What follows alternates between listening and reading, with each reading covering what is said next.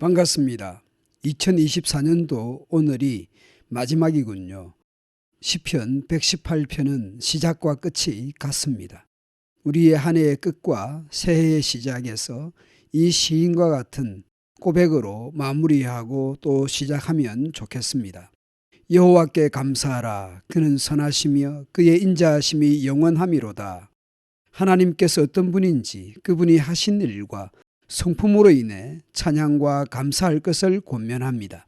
시인은 처음부터 끝까지 그토록 하나님께 감사드려야 하는 이유를 계속 노래합니다. 여호와는 나의 능력과 찬송이시요 또 나의 구원이 되셨도다. 13절과 14절을 현대인 번역으로 보면 시인의 원수가 시인을 죽이려 하였으나 여호와는 시인을 도우셨다는 것입니다. 그러므로 시인은 14절에서 고백하며 선언합니다. 여호와는 나의 능력과 찬송이시며 내 구원이 되셨다. 오늘 본문 15절입니다.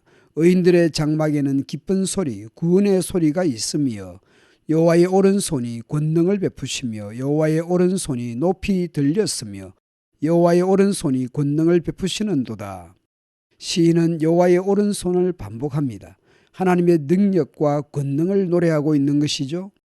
출애굽한 후 얼마 지나지 않아서 뒤에서는 애굽의 병거가 추격해 오고 앞에는 홍해가 가로막혀 죽음을 직면했을 때 하나님의 구원하심으로 이스라엘은 홍해를 마른 땅처럼 건넜고 애굽의 군대는 홍해에서 수장을 당하게 됩니다. 그러한 기적 이후 그들은 노래했죠. 그 노래 내용 중에 주의 오른손이 권능으로 영광을 나타내시고 주의 오른손이 원수를 부수었다고 구원을 노래한 것과 오늘 시편 118편의 시인의 노래가 비슷합니다.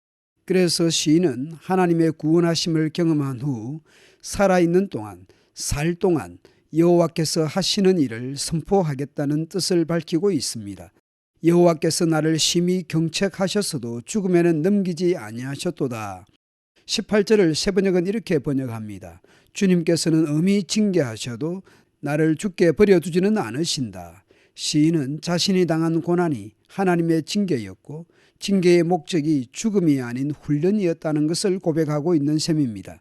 신약의 히브리서 12장에서도 그렇게 말씀합니다. 징계는 다 받는다는 것입니다. 없으면 사생자요 친아들이 아니기 때문이라는 거죠. 오직 하나님은 우리의 유익을 위하여 징계하며 징계와 고난을 통해 그의 거룩하심에 참여하게 하신다는 것입니다. 그러므로 징계가 당시에는 즐거워 보이지 않고 슬퍼 보이나 후에 그로 말미암아 연단받은 자들은 의와 평강의 열매를 맺는다는 것이죠. 오늘 본문 19절입니다. 내게 의의 문들을 열지어다. 어떤 문일까요? 그것은 여호와의 문이고 의인들이 그리로 들어가는 문입니다. 아마 예배하기 위해 출입하는 성전 문들일 것입니다.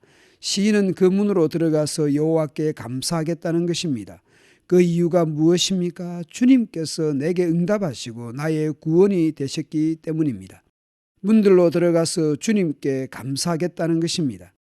건축자가 버린 돌이 집 모퉁이의 머릿돌이 되었나니 신약에서는 이 구절을 인용하여 예수님께서 모퉁이의 머릿돌이 되셨다고 말씀합니다. 그러면 시편 118편의 당시에는 건축자의 버린 돌은 누구를 가리키는 것입니까?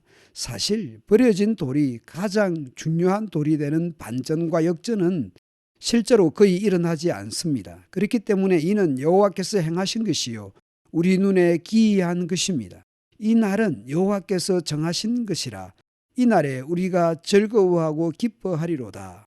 그런데 그동안의 1인칭 단수에서 23절에서는 1인칭 복수로 갑자기 바뀝니다. 공동체가 같이 즐거워하고 기뻐합니다. 마치 예배하는 날 같습니다. 그리고 갑자기 기도합니다. 여호와여 구하옵나니 이제 구원하소서. 여호와여 우리가 구하옵나니 이제 형통하게 하소서. 25절에서 이제도 구하옵나니도 각각 두 번씩 쓰였습니다. 구원과 형통을 간구하는데 사역 명령형으로 쓰였습니다. 따라서 반드시 그렇게 해주셔야 한다는 간곡한 기도를 하고 있는 셈입니다.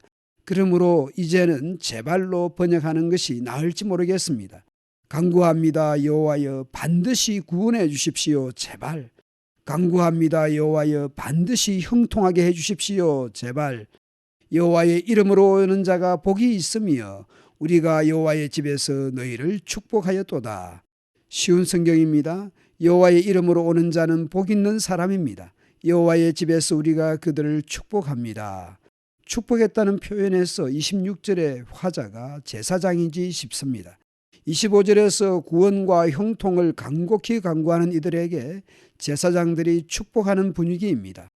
제사장의 축복 기도에 응답하듯이 회중들이 외치는 것 같습니다.